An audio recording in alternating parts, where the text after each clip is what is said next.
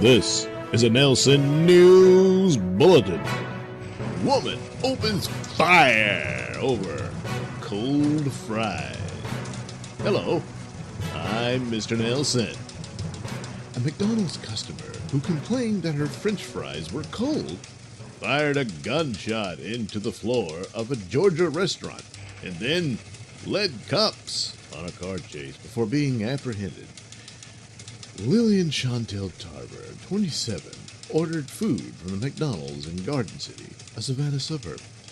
But Tarver was not happy with her meal since, she said, the fries were not hot.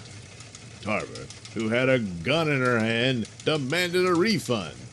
As a worker went to retrieve a new order of fries, the McDonald's owner opened a cash register and told the armed Tarver to take what she wanted.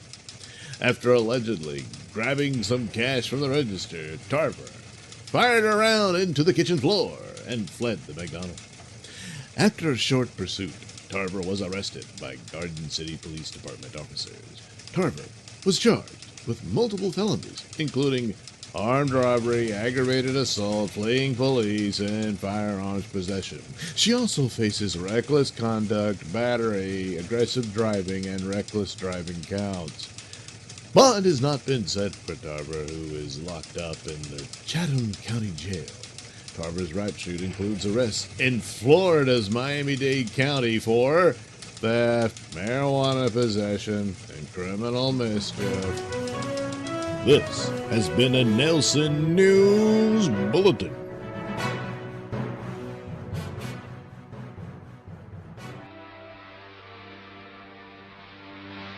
Hello, Dad. I'm gonna need some money. I've suffered an injury, and I'm gonna need some more rectal reconstruction surgery. I promise this will be the last time, Dad. Damn it, this isn't the bathhouse. Meanwhile, in the city of the future.